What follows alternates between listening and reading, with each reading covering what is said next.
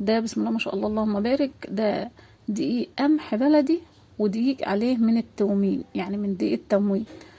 ماشي.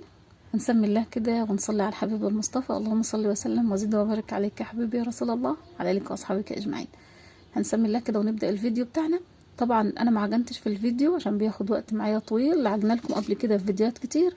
هحط لكم باذن الله فيديو ولا اتنين في صندوق الوصف اللي هي عجن بس، وفيديو كمان للرح بس للناس اللي هي عايزه تتعلم الخبيز على المطرحه.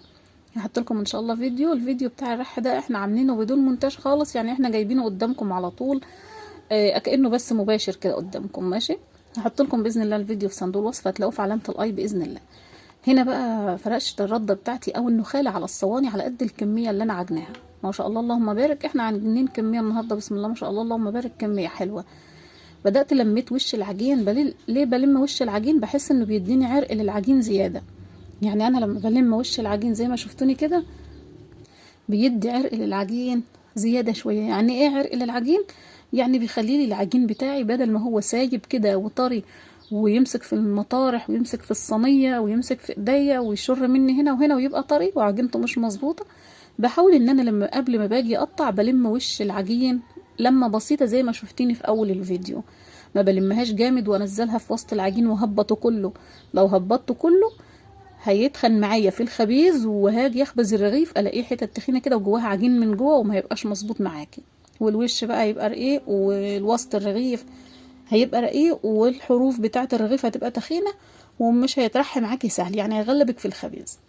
علشان كده احنا بنقول بنلم لمه بسيطه قوي من على وش العجين بحيث ان احنا بنديله عرق، ونبدا بقى باذن الله كده نبدا نقطع على طول. بنقطع عليه النهارده بنقطع على زيت. انتوا عارفين قبل كده ان احنا بنقطع على زيت وعلى دقيق، قايله لكم في الفيديوهات اللي قبل كده. حسب ما انتي الجو عندك ايه وحسب ما انتي العجينه بتاعتك، لو العجينه بتاعتك طريه قطعي على دقيق. لو انتي عجنتي العجينه خلاص وجت طريه معاكي قطعي على دقيق، هيمسك لك العجينه شويه ويخليها ماسكه نفسها شويه. بس لو قطعتي على دقيق في اي وقت تقطعي على عجين على دقيق فيه، يعني في اي وقت تقطعي فيه على دقيق، حاولي انك انت تخلي الصواني او الصينيه بتاعتك اللي انت مقطعه عليها العجين ما تخليهاش في مكان هوا، علشان الهوا هو اللي هيخلي لك وش الرغيف يشقق. طيب اللي كانت سألاني حبيبه قلبي وكانت بتقول لي يا ام يوسف انا عملت العيش ووشه كله شقق مني، اعالجه ازاي؟ عشان لو حصل معايا بعد كده هتعالجيه ازاي؟ هتجيبي كوبايه ميه او طبق فيه ميه وتحطي ايدك في الطبق وتمشي على العجين وهو مكانه كده على الصواني. طبعا كده هيكون مرتاح. وعايزه تخبزي قبل ما تبدأ خبيز هتجيبي حبة مية، عايزة تجيبي مية على زيت هادي، عايزة تجيبي مية بس وبلي ايدك فيها وحطي ايدك على وش الرغيف زي ما شفتيني وانا بحطه دلوقتي على الصينية. تمام كده. يبقى انا لما باجي احط ايد زي كده الرغيف محطوط ببلي ايدي مية وامشيها على الرغيف وارجع بلي ايدي مية تانية وامشيها على الرغيف التاني بحيث ان الردة ما تجيش معايا في ايدي علشان ما تجيش على الرغيف التاني وتبهدله مني وشه رد. يبقى احنا كده لو وش الرغيف شقق مننا هنبل وشه ميه بايدينا، مش هتحط كتير ميه كتير، انت هتبلي ايدك بس في طبق كده ميه وتحطي عليه ميه نظيفه طبعا. طيب احنا طبعا زي ما بنقول لما بنيجي نتعلم بنعمل مقاس قليل يعني عجين قليل، وكمان بنقطع القطعه بعيده عن التانية وبنقطع القطعه صغننه شويه، الرغيف يعني صغنن. لما نبدا نتعلم نبدا بسم الله ما شاء الله كده نعمل بقى كميات كبيره ونبدا نعمل حاجات كبيره. طبعا احنا عاملين الكيلو دقيق هحط لكم علشان باذن الله ان استفدتوا منه لسحور رمضان. اعملي الكيلو بدري كده، يعني مثلا بعد ما تفطري او قبل ما تفطري على طول اعجني كيلو الدقيق. هتيجي بعد الفطار على طول بعد ما تفطري كده وتصلي وتروقي مطبخك هتبصي تلاقيه طلع الخبز معاكي، ابدأي سويه هتاكلي منه في السحور رغيف طري وحلو وجميل، وهي ملح وميه وخميره بس. يعني انا عجنه الكميه دي كلها ما شاء الله اللهم بارك بحته خميره. الخميره في الشتاء لما بنزودها بتخلي الخبز معاكي حلو، بتخلي العجين معاكي يخمر على طول، لان طبعا الجو ساقع والدقيق في الشكاره بيكون متلج يكون ساقع من الجو اللي حواليه. وبتلاقي الميه كمان انت عايزه تدفي بقى الميه، لما بتزودي خميره وتدفي الميه في الشتاء ما شاء الله اللهم بارك بتطلع لك نتيجه حلوه. واحنا طبعا قايلين ان لما بنقطع في الشتاء بنقطع الكميه كلها ماشي، وبنستنى حوالي نص ساعة ونبدأ تسوية الخبز. اما في الصيف احنا قايلين قبل كده ان احنا بنقطع في الصيف صينية او اتنين بس من الكمية لو هي كمية كبيرة ما شاء الله اللهم بارك. بنقطع صينية او اتنين بس، ونستنى 5 كده، ونحمي الفرن بتاعنا. وبعد ما نحمي الفرن، لو هو فرن طينة يعني بلدي، اما لو فرن اللي هو الغاز زي اللي احنا هنطيب فيه دلوقتي عادي، قطعي براحتك واستني 5، وقطعي بقية الكمية، وابدأي بقى تسوية كله مرة واحدة.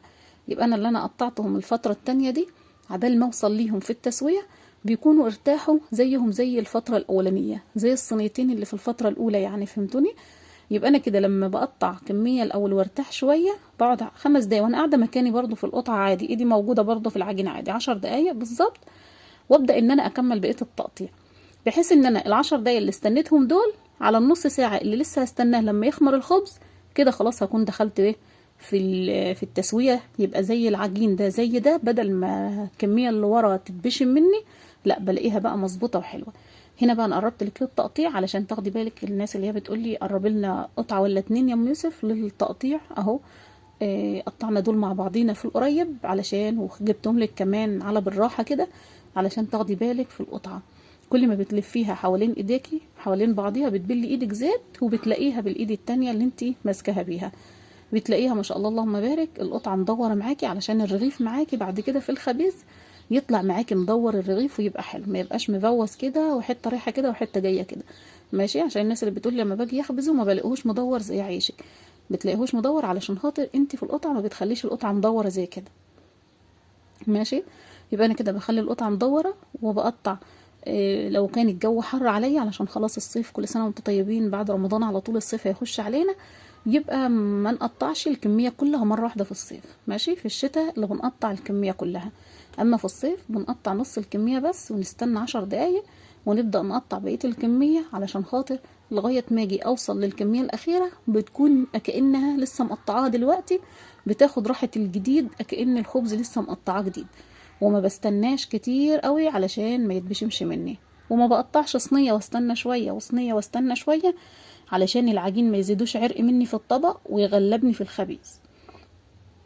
هنا بقى ما شاء الله خلصنا الكميه بتاعتنا كلها، اللهم بارك يا رب، بارك لنا يا رب. دول طبعا علشان سحور رمضان، وعلشان ايه يفضلوا معانا في الفريزر. هقولك تخزنيهم ازاي باذن الله بعد ما نسويهم، هوريكي واقول لك للناس اللي سالتني وبتقولي انت بتقولي ازاي نحط الرغيف وشه في وشه، هوريكي ازاي باذن الله في اخر الفيديو باذن الله بعد ما نسويه يعني، وانا بلمه كده علشان اعدله. هنا بقى بفرك ايدي من الرده اللي موجوده في ايدي العجين علشان نرمي له الطيور طبعا، بدل ما يترمي في الاكل يعني كده في الزباله.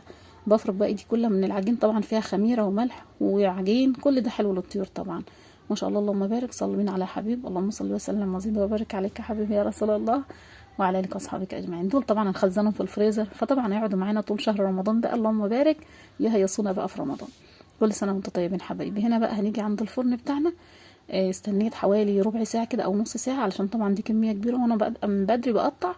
استنيت حوالي ربع ساعه كده او تلت ساعه، وبدات ان انا جيت عند الفرن، ولعت الفرن بتاعي، وبدات ان انا صلحته او مسحته او كنسته كده بالقماشه اللي هي مبلوله ميه دي، علشان اضمن ان ما يكونش فيه ترابه، ولا مثلا لو انا مطيبه قرص مكان صينيه بيكون فيه صماده كده لون رصاصي كده مكان الصينيه من الالومنيا، الحاجات دي كلها. فبنمسح البلاطه بميه بس بعد ما بتسخن، يعني احنا بنولع الفرن يسخن الاول ونرجع نمسح البلاطه زي ما شفتوا كده، علشان اضمن ان البلاطه بتاعتي نظيفه، والرغيف من تحت ما يكونش مبهدل منه صماد ولا تراب ولا اي حاجه مش كويسه، وكمان ما يكونش فيه رمله ولا حاجه من الحاجات دي ترابه، عشان ما يقرش وانا باكله في تحت اسناني.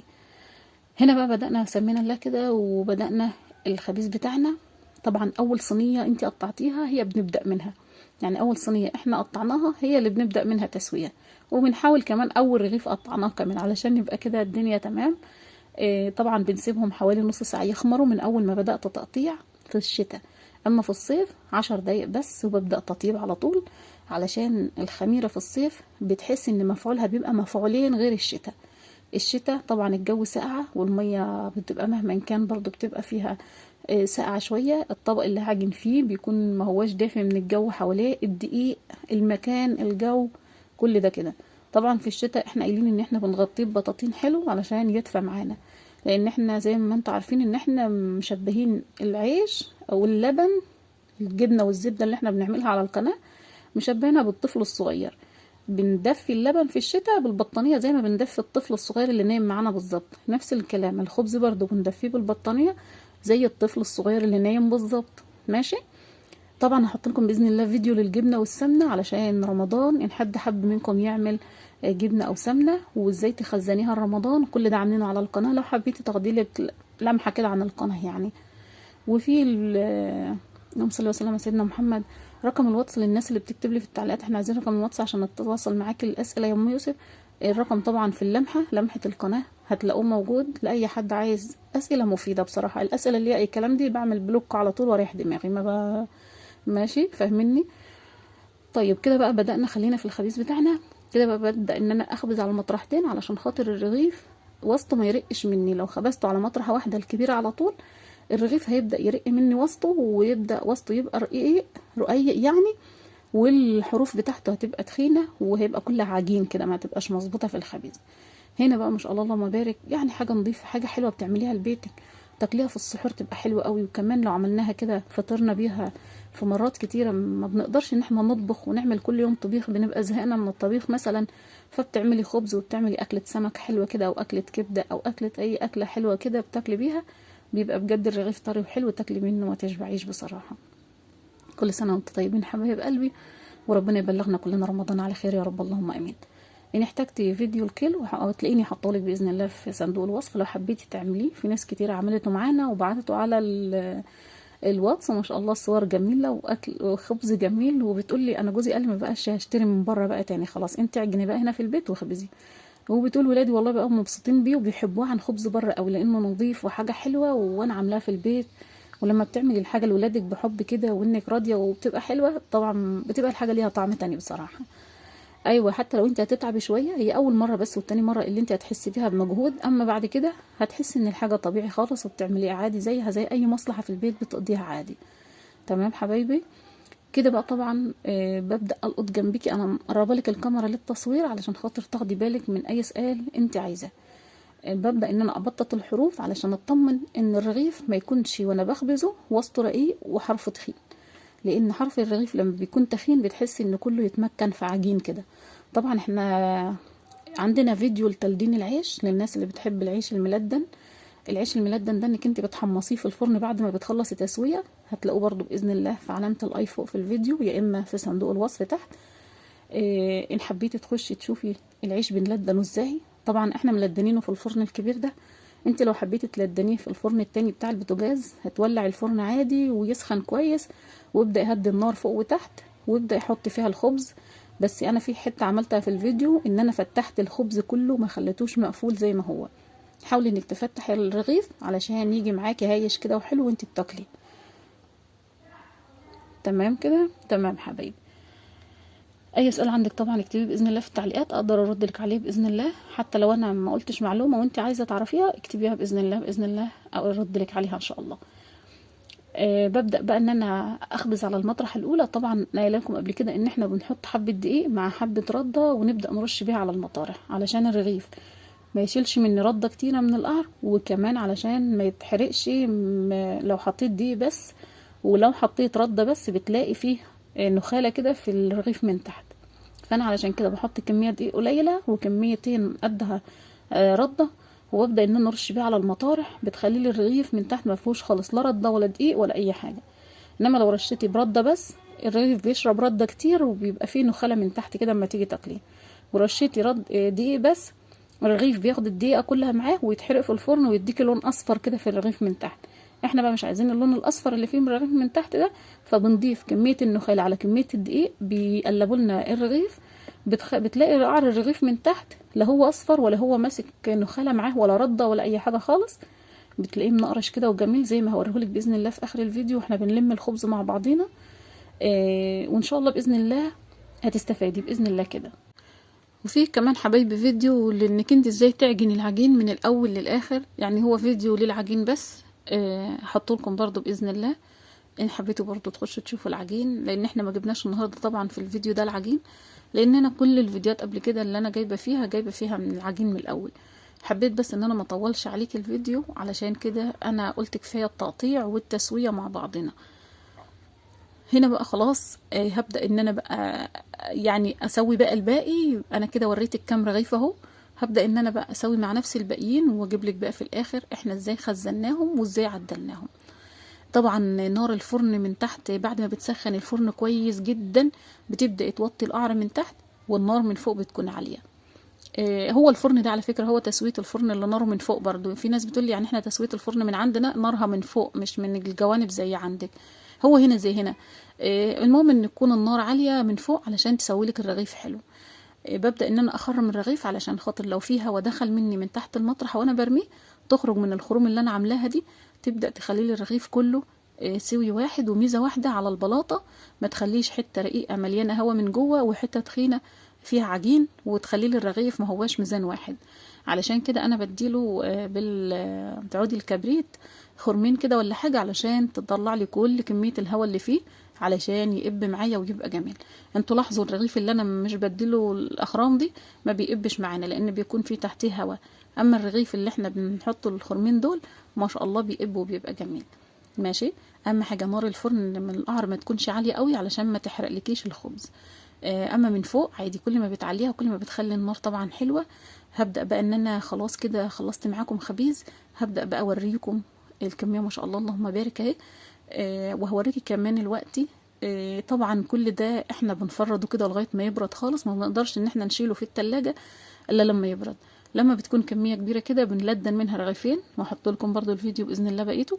ولما بحط بقى شويه في كيسين في التلاجة من تحت والباقيين في الفريزر، بحيث ان انا لما خلاص الاكياس اللي تحت دي خلصت او كيس او اتنين ببدأ ان انا انزل الكيس الكبير اللي في الفريزر علشان خاطر يبدأ مع نفسه يفك يوم واتنين ناخد منه برضو. هنا بقى هبدأ اوريكي انا بخزنه ازاي. هنا ده الرغيف وريتك قعره ووريتك وشه، الدنيا تمام حلو زي العسل.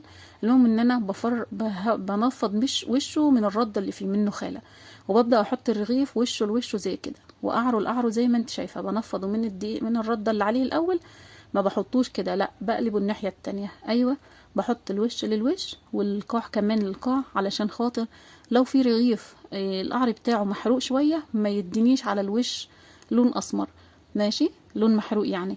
فهنا بقى بعمل زي ما انت شايفه كده اهو، الوش للوش والقاع للقاع والدنيا تمام والحمد لله. وببدا ان انا ارصه في الشنط بنفس النظام ده كده. عايزه تشقيه نصين شقيه، عايزه تخليه زي ما هو كده سليم خليه حسب طبعا المكان عندك في الفريزر. يعني في ناس عندها التلاجة اللي هي الصغيرة اللي باب واحد دي فبتشقه نصين بالسكينة وتحطه. هنا بقى خلاص انا بلم الكمية كلها بعد ما تبرد بنفس الكلام ده، وابدأ ان انا احطها في الشنط عندي واحطها في الفريزر او في التلاجة من تحت. عايزة تلدني منها كمية لدني ما شاء الله بتعيش معاكي حلو، وما بتاخدش كمان مكان في الفريزر او في التلاجة. بتحفظيها بره في اي شنطة نظيفة بعد ما تنشف خالص معاكي، او في كرتونة وتقفلي الكرتونة كويس علشان التراب. بتعيش معاكي ما شاء الله شهر واتنين وتلاتة ما بيجرالهاش حاجة وبيبقى طعمها جميل كده. حبايبي خلاص الفيديو بتاعنا انتهى، اشوفكم على خير باذن الله في فيديو جديد. اي سؤال عندك اكتبيه وانا من عيني ليكم حاضر. كل سنه وانتم طيبين، ربنا يبلغنا كلنا رمضان على